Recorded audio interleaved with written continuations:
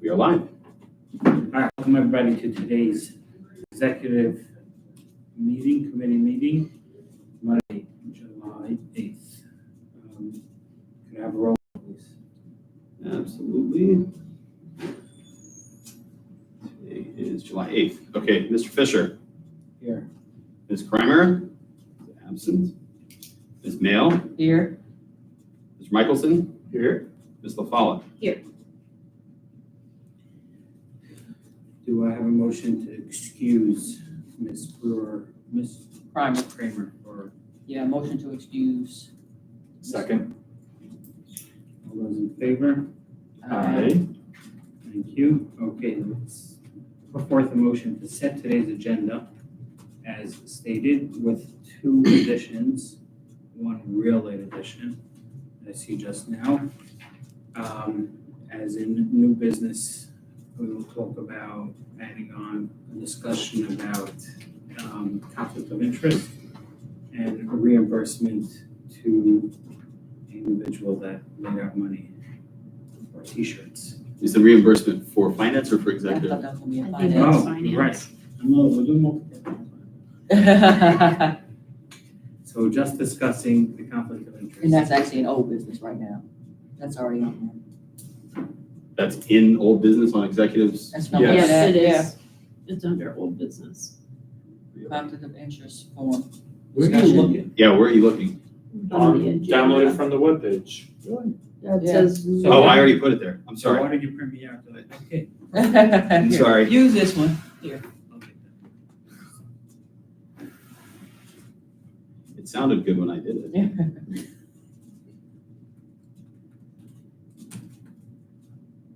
Okay, so I put forth a motion to adopt today's agenda as posted online. I'll second it. All those in favor? Aye. Aye. Perfect. Give me a second to just bring up that one. Here you go. All right, a motion to approve last June 17th minutes. Do I have a motion? I put forth a motion. Do I have a second? I'll second it. And does anybody have any changes? Take that as a no. Are all in favor? Aye. Thank you.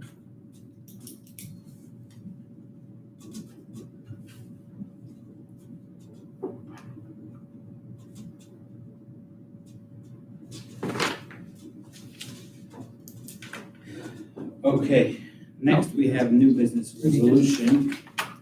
Says resolution or a ordinance. It's a It's a resolution. resolution. Yeah. A resolution dealing with Gulf Manor nonprofit entities. So for background on this, there's not much. I got some email, but to me, it's a little puzzling.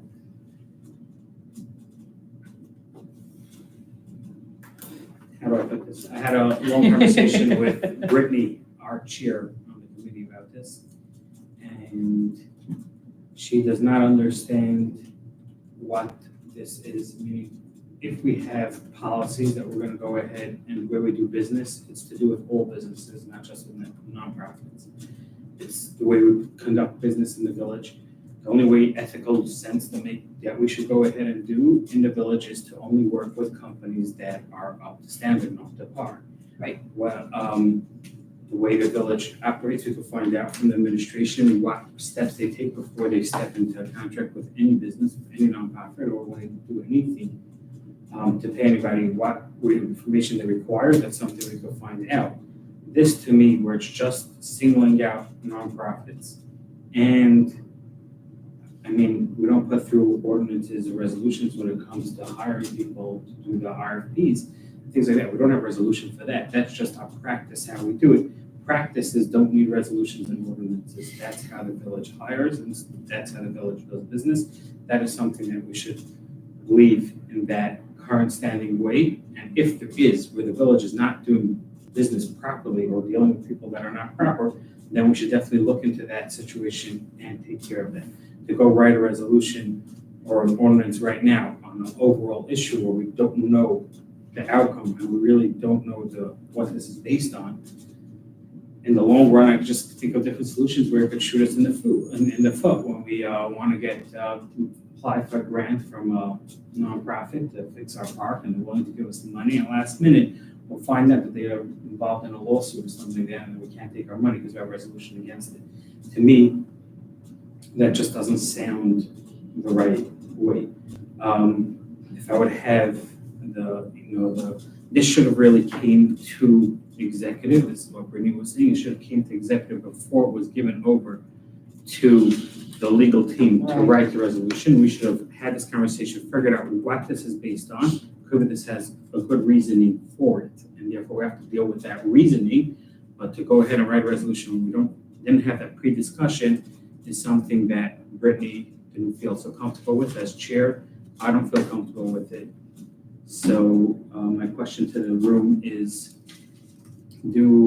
what's your take on this? And do you think we should push this up to council, or we should leave it where it is? So do we already have a resolution or ordinance around like the standards of the companies that we do business with? Like any company, for-profit, not-for-profit? As far as I'm concerned, we don't have a resolution, but the way we conduct business doesn't need a resolution. Right. Resolution is how we govern.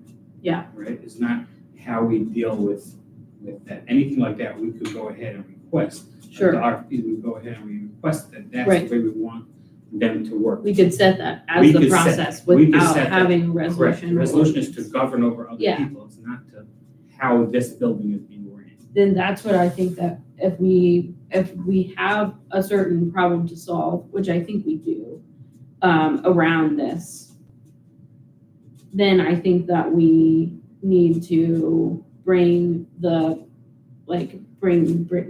discuss when Brittany's here, kind of what is the problem and what is the process that we need to start following so that we can avoid that in the future. Does that make Correct. sense? No, I agree with that. That's what sounds like the best next step. Did we draft? I haven't seen the draft resolution for this. Is there a draft one or? Yeah, I think it's on. It's- So you had to Is go it to on? full Oh, it's council on and full get council. it. Oh, yeah, I'll pull it up. Yeah, it was initially proposed to be brought up in full council. So it was under the full council session, only kind of today did it get kind of, No, meaning it was Flipped supposed, around a since little we're bit. doing both at the same day, it has to be on both agendas, because if we do push it up, it's there already. oh, Gotcha. correct. Okay. I was just saying that initially wasn't there, so that's where she would just have to look for it. Understand. So Ms. Lafada, can you,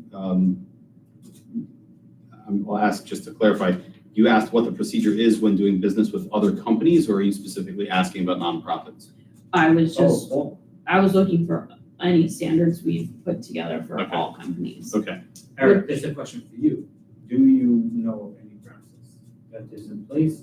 You know, if we ask or we do, We don't really deal with so many new vendors all that often. With the newer vendors that we've seen, the Monk Brewery, Humble Monk, yeah, we Humble had to Monk, I request don't that remember any W-9 process for them. being in place to vet them. We went to a company for the shade sales.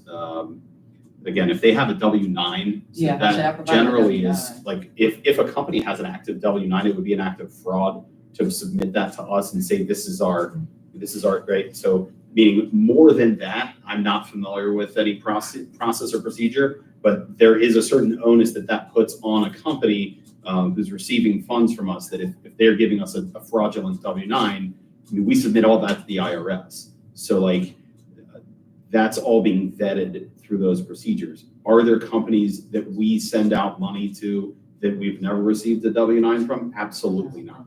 We would never do that. That would be an audit ding, and we would be so quickly with the state in here. That just would never happen. Besides the fact that Carolyn probably chomp off whoever's head, like she would just, no way, she would not let that happen. But yeah, so that, I mean, specific procedures more than that, I'm not familiar with. I don't know that there's other criteria that I'm familiar with to determine the standing of a company, other than, do you have a W-9? Are you registered with the IRS, and give us your form. We won't give you a dime until we have it. So Kate, I'm sorry, I didn't mean to cut you off, I was just trying to No. get the same question that you had. All good, all good. I apologize. All right, Zach or Melody, you want to weigh in? I mean, the only thing that I kind of had on it was that, I'm not really clear on the background why this is, why it felt that there was a need to be brought up, and like the specific situations and what this would change or prevent from happening, because at least to my understanding, there wasn't anything. It's not like we were illegally giving money to a nonprofit or accepting money from a nonprofit illegally or anything like that. And so before, I feel like I could even move forward, so I would just need to figure out, what everything is going on around it. And, I'm just unclear on the necessity. Right, this makes it sound like yesterday we did business with, Yeah. that's what it sounds like to me, and that we got flagged from the IRS and we're forced to No, that's make not what decisions. happened. So, but that's not what's happening over here.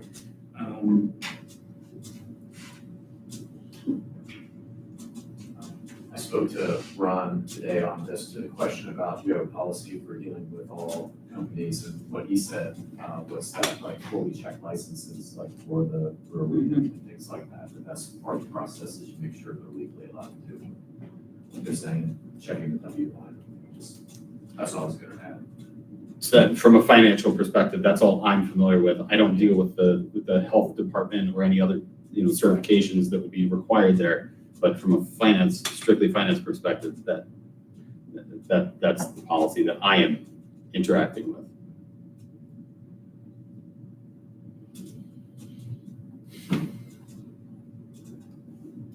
All right. So I will not be making a motion to move this forward due to the conversation we just had. So I will just leave it here and table it. Or let it die, leave it too. This brings up a more of a conversation I was having with Brittany that she'll probably tap on next time, is when do we get, and how is the process to get Rob to start writing resolutions? Because every time he writes something for us, it costs us money. So that we have to have a process in place. The old process, I didn't know how it used to be. Stuff got changed at the beginning of this year with the new rules of council. I think we're gonna have to implement and figure out what we're doing with the weeklies. Yes, sir. Yeah, I just wanted to tack on to that. First, I would say thank you to Brittany for sending me the new rules of council today. So I appreciate that. And I read through it, and one of it was pertaining to how council can utilize, Rob and our solicitor as a resource for these types of things, but that we need to be aware of the drain on the village's resources for how often and how frequently we're doing this. And I think it's a worthwhile point to bring up of, this was just kind of something that kind of came out of thin air, and we utilized the solicitor who charged us for this, I'm sure. And just what are the, there's the guidelines in the rules of council that say that we can, but there's very little on when we should. Right. And so the Yeah, if old rules of council, if I remember correctly, was when we had a request, we had to send it into the mayor or to the administrator, and he sent it into the lawyer, into the legal counsel. And so I reviewed those rules of council shortly before this meeting today, and it appears that it still has to go through Ron. It does? It looked, that's what that looked like, 'cause I distinctly recall a conversation saying, council should not be completely detached from council, from legal counsel, right? But it does, see, we can just pull it up. I think we need a really this conversation, we'll probably table for next week when Brittany's here. I think it has to be where we could, if we need information, we could speak to the solicitor. Mhm. But we should have one channel instead of us all doing different things. That would Yeah. cost a lot. And here it's very ambiguous, because in the actual rules, it says, most communications with legal counsel shall be coordinated through the village administrator, the mayor, department heads, and committee chairs Okay. with approval of the From village administrator. But Right. what's most? When's the exception? When's, Right. you know? Correct. That is a good topic, and I think we should put it on for next week's agenda to discuss when we have our full, meeting, our full council here, full committee here. She can be back next week. It's next month, right? It's not Next month, yeah. Yeah, she should be. Do we wanna add to that? Like what, do we have a way to see like what is on the solicitor's plate, so to speak? Like what are all the things that he's working on for Golf Manor? And would we want visibility into that? That's a good question. Some of that is privilege. I know that would probably be the answer from the administration. So like, for instance, if I wanted to investigate a member of the administration, let's say, all right, the legal counsel's working on something like that, he's not gonna, or I didn't need to make that sound like Ron or something. Yeah. But like any member, like if there's, if council is working on any employee, something like discipline or whatever, that's gonna be privileged and is be put out there. I can tell you that there is, like, in the billing, there's a pretty detailed, like, list of what the solicitor does. But because he's not an employee of the village, he's a contractor. Right. I don't know that we can ask him like what's on his docket. It's just Yeah, more it like would the be- billing. It would be more of something that we would track, and I was thinking more along the lines of drafted resolutions or ordinances or things in that pipeline, not necessarily something that would be privileged. But that's where my head was at, something that, depending on what we decide with this process, that the person who might be that single point of contact that would have record of what all of the pending asks for the solicitor. So if I understand it correctly, first, I don't think I understood. If I understand it correctly, what you're asking is, do we have a process that we could track everything that, all the legislation that he's working on, we should be able to see. So that idea was really brought up when we started with this executive committee, that we wanted all of those conversations to start here. Right. And then we'll send it up to council. Instead of going straight to council, that was something that we did discuss, and that's why this came here first before it went to council. Happens to be that it's on the same day today, so therefore it's on both. Right. But really, this conversation should have really started in executive and then been thrown up to Rob instead of being straight to Rob and then to executive. But if I understood you correctly, that's how it should be. It should funnel through executive, correct? Right. So is the conversation that we are kind of tabling at the moment, is that to improve that process or establish it? Like, is that how it's working today for the most part? Or have we tried it and it's not really working? So there's two separate. It is working for the items that have been from the administration to Rob, comes to us, Mhm. and then we approve it. Okay, Meaning any resolution does come to Brittany anytime Rob wants to push it into council. okay, So that is happening. The stuff that he's working on, not everything, doesn't come to us first, but I think that what we want to work out is that anything that's coming from council should go through executive before it gets pushed up. agreed. To go ahead and have the administration send us everything that is just regular bookkeeping and Yeah. all those requirements that the federal government or the state requires of these resolutions that we have to pass just for, regular in housekeeping, that's just gonna take up our time. I think those could continue going straight to Rob and come to us before it gets to council. And different new resolutions and things like that should come to us first to have a discussion, and then we can decide how to throw it up to Rob. I think that we're all on the same page. I would love for Brittany to be here and just finish off this conversation. And we would really have to open up rules of council and change it to make it make sense. I give everybody the opportunity to think about it, and by next meeting, we will figure out how to deal with it. Is there a motion to table this for the next meeting? Is that what I was This understanding? is two different conversations. Oh, Table what? table the conversation about the procedures of, There's a motion, I'm gonna put forth a motion to put on the next executive committee agenda to discuss the handlings of any ordinance resolution going to the solicitor From council, from council. or a council member. Hold out, discuss. I'm making you, do I have a second? Yeah, I'll second that. Okay, all in favor of putting this on to next week's agenda? Next month's in Next, Tuesday, next week. The next meeting. So The next meeting, meeting. exactly. There we go. The next meeting. All in favor, say aye. Aye. Thank you. that was a motion for next executive committee to discuss the procedures for new legislation and assignments to the solicitor. Correct.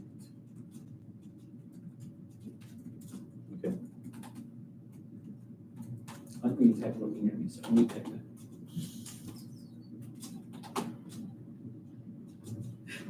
Not one mistake. All right, next.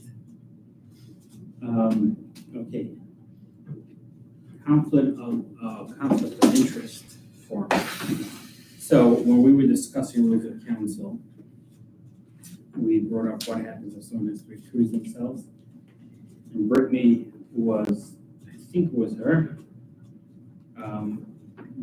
under the impression that we should go ahead and have a form to fill out regarding this process. Usually in the past, the way it has worked in council, when I felt the person voting on council felt that there was a conflict of interest, whether it was because they worked in the bank and there was something to do with getting interest of the bank or anything like that, right? He would go ahead and recuse himself before that conversation, before that vote. He would be out of it. But we discussed then, how about having a way where, how do I know where would have conflict of interest? So for example, we would have at the beginning of the year, by rules of council, everybody fills out a form stating of what type of businesses or what their involvement is throughout the day, where they might have a conflict of interest. And Brittany went ahead and put together this. She asked the city of Cincinnati and did not come back with anything, didn't have anything to share with her. So she put this together. It's not so complicated, but she wanted this to be put forth.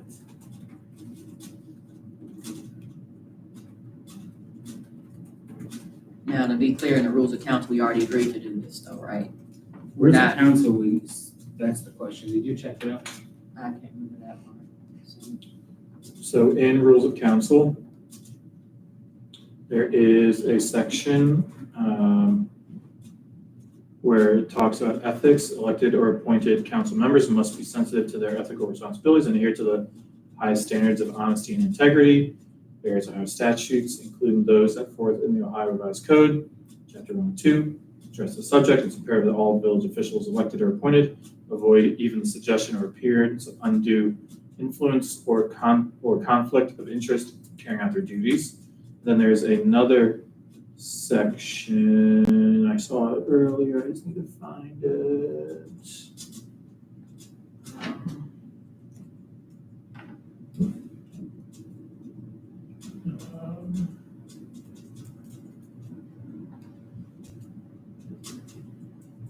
Here, conflict of interest / abstentions.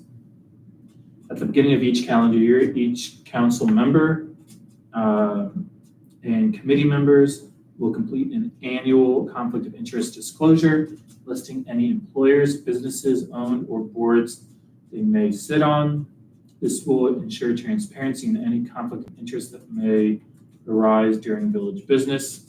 In the event that any matter before council presents a conflict of interest for a council member, such member shall state his conflict and intent to abstain from discussion on on the subject matter and shall not participate in any discussion or vote of council or attempt to influence any other council member with regards to his vote.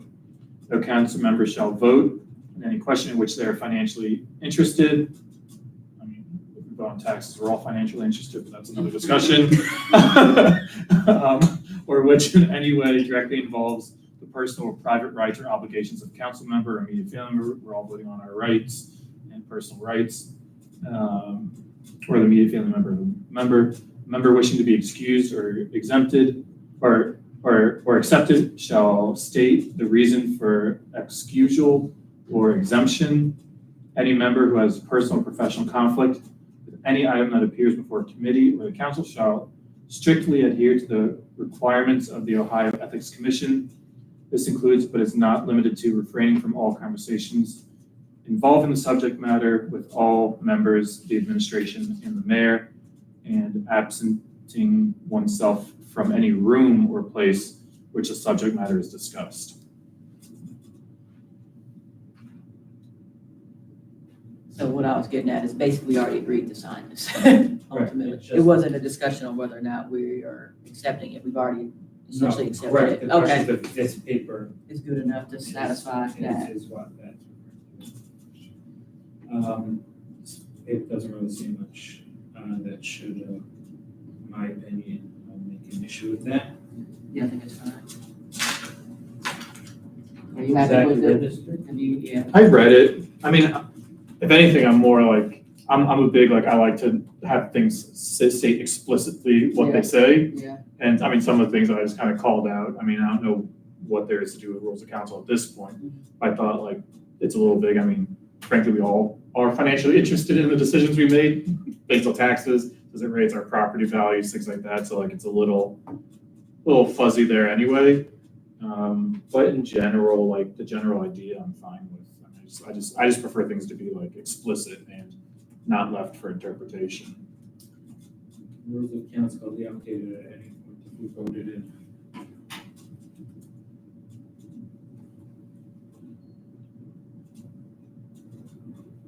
And also that may give rise to a real or apparent conflict of interest, you know, but the appearance of conflict of interest is extremely subjective.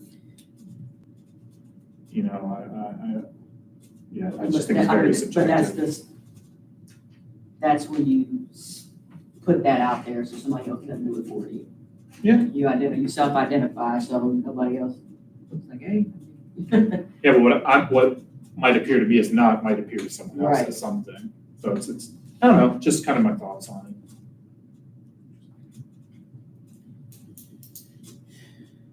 All right, I have no problem with this document, and therefore, I'm not sure if they even have to pass anything, just that we all agree that this is fine to use, and then have it filled out. So do you have an opinion, Katie, and what would you suggest to change? Or my two questions for these?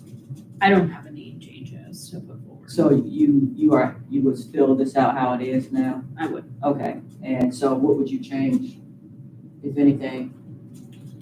I mean, I would just like to know, like specifically, it might require a conversation just with Rob or something, like, what do we mean by real or appearance? What do we mean by financial interest? Yeah. Like, what do we mean by, like, just some of these things are just kind of, That's questions you have on rules of council. no, this isn't here. I mean, I'm not sure if the exact language is exactly the same for rules of council to here. I would have to kind of look one-on-one. I mean, I'd be curious to ask Rob, is the standard language too? Yeah. I mean, she pulled this from somewhere, surely. And then you get into that, you know, interpreted by a reasonable person type language. Yeah. Mhm. Yeah. Because it's hard to identify and specify every single thing. Mhm.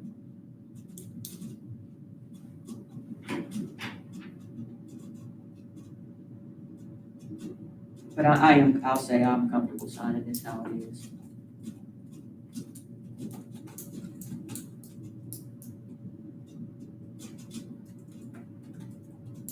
I think the biggest concern is, you know, a big one would be hey, we have a developer come in and do like a call, like a proposal for us when we start, redeveloping North Weehee. And so if that's somebody that you personally know, of course, that is a conflict of interest. I think that those are the types of things that we're trying to make more Just by transparent. knowing somebody, or you get a gain out of it?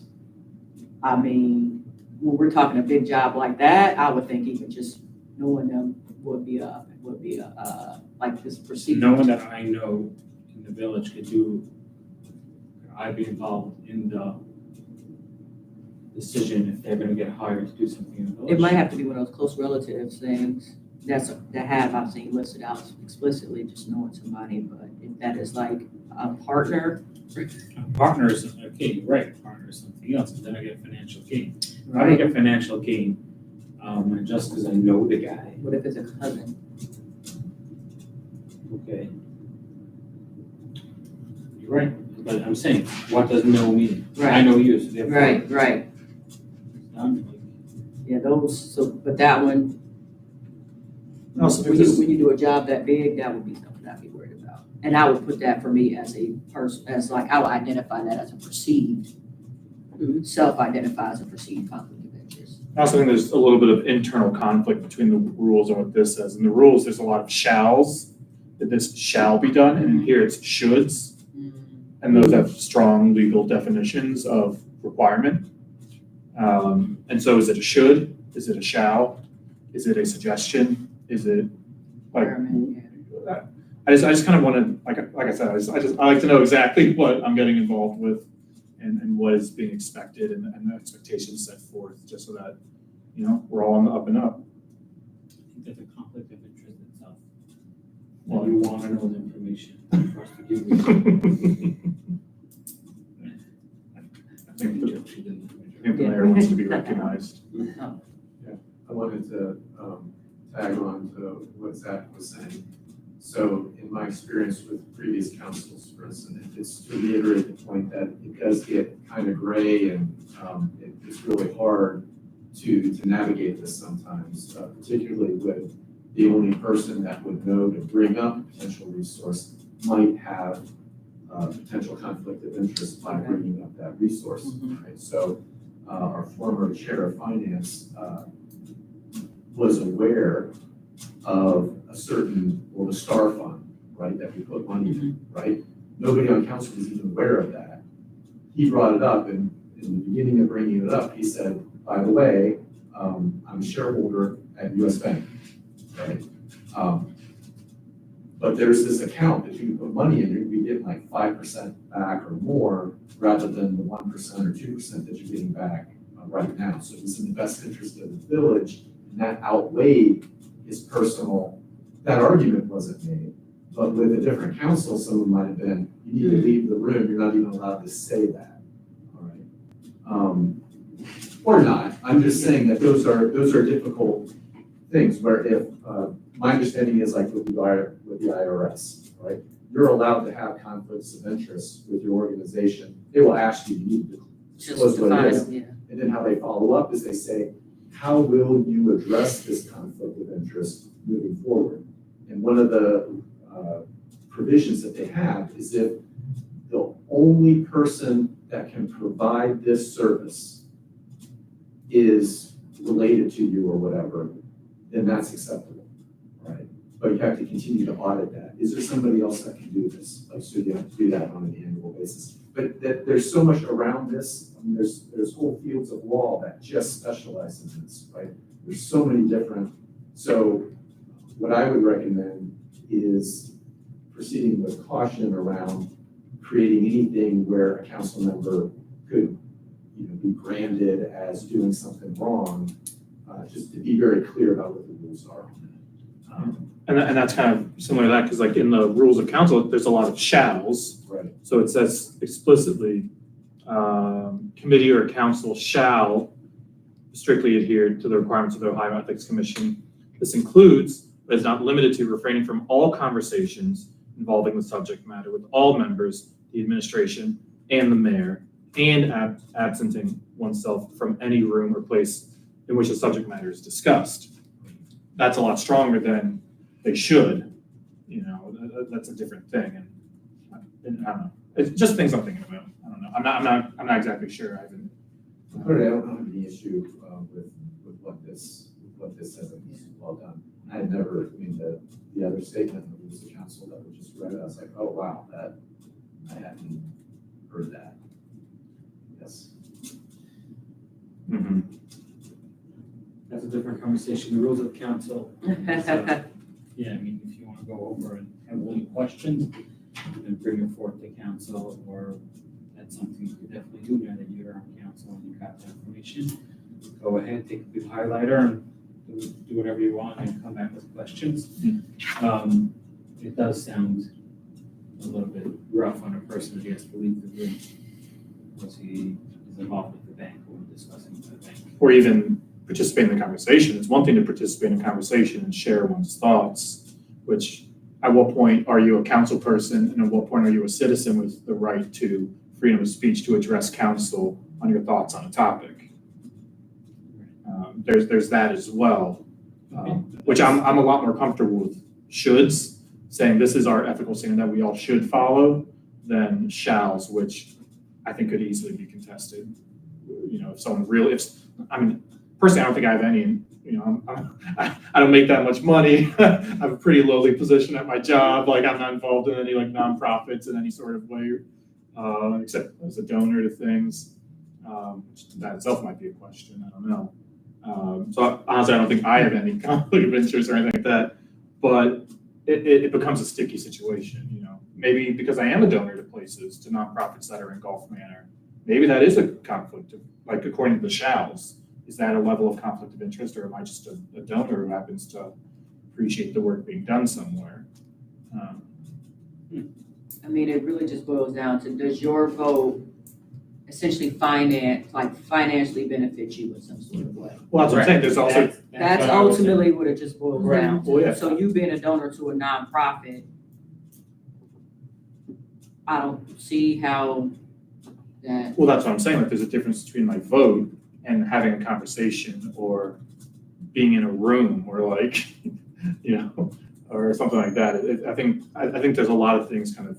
I mean, a mixed conversation together a could little bit. influence votes, yeah, but I still don't see how in this particular case, being a donor to a nonprofit, regardless of how that vote goes. Sure. Benefits you financially. No, sure, and maybe that's a Like bad. that, yeah. Maybe that's a bad Yeah. example. All I'm saying is that I think there's differences between voting for things that there could potentially be an interest, and being in a room where discussion's happening, and also, okay, so I'm not voting as a councilman, I'm speaking as a citizen. Right.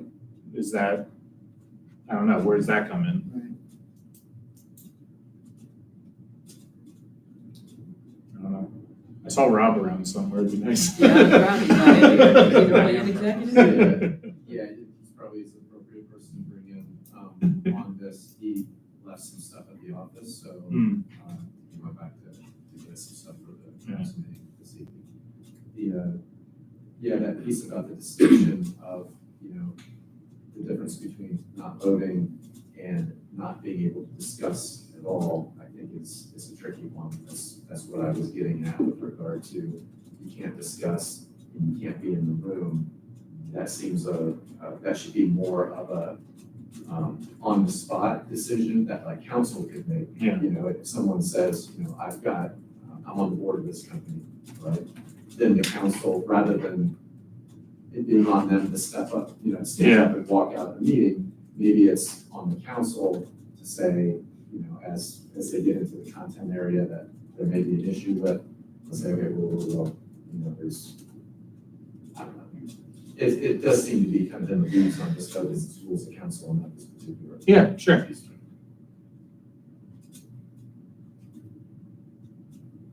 what would we like to do about the form? No, the form is, I think this is what we want to do, we want to have a discussion about it. Well, we were talking about rules of council Right, and the so- form, so and I the rules of understand they're council, related. You could definitely speak to Rob about this form.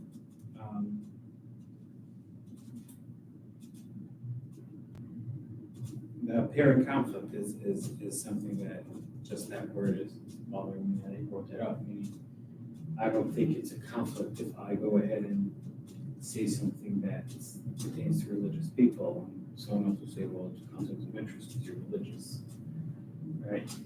To me, if I want to make something where it affects my place of work or where I get my livelihood from, that makes sense. I should, abstain from that. But, apparent conflict is apparent to who? Apparent to me? Then we should write apparent to me. If it's apparent to everybody or other people, and someone come in and say, well, you can't talk about this because, it's a conflict of interest. That is what the only point that Zach brought up that I think is something that we should revisit just to become confident on that. Otherwise, I think it's a standard document one person needs to read it to me. Yeah.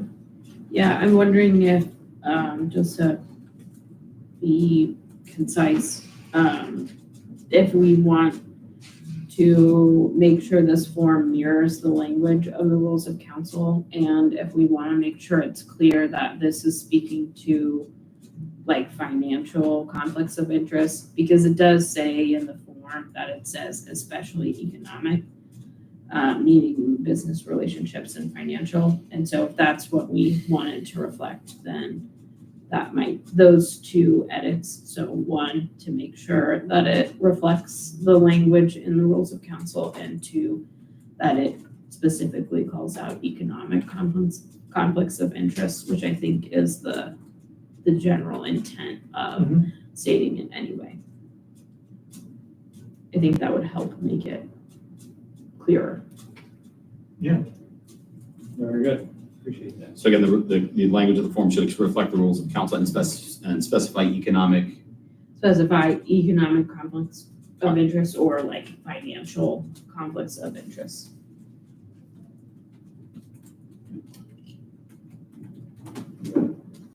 If I may, I supported the form that I saw a sentence in here along the lines of what was being talked about just now. Individuals with a conflict of interest should refrain from voting or influencing others' votes. The or influencing others' votes would seem to be the can't block kind of thing, which would be which I believe some people were saying could be an issue with regard to that. It's understood that they wouldn't be able to vote, but to not participate in the discussion seemed to be like there may be some disagreement about whether that goes too far.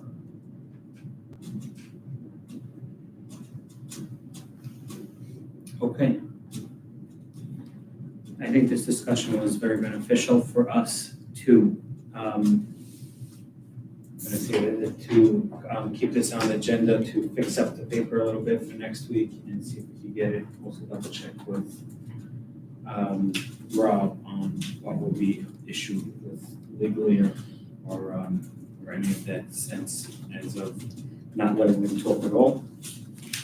You have to have a voice like a regular resident in the crowd. I don't think it should be an issue. But I'm very happy to hear revisit this and let Brittany do a little more of her magic on it to see if we could get it perfect, double check with Rob, and then we should all go ahead and move to council to sign on. All right, our next executive meeting is scheduled for Monday, August 19th.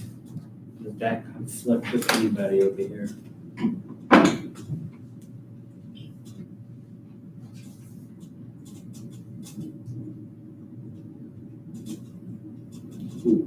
Tuba.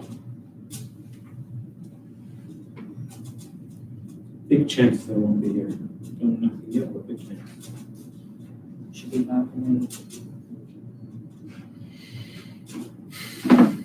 I had to cancel my Apple Music account that day. What was that?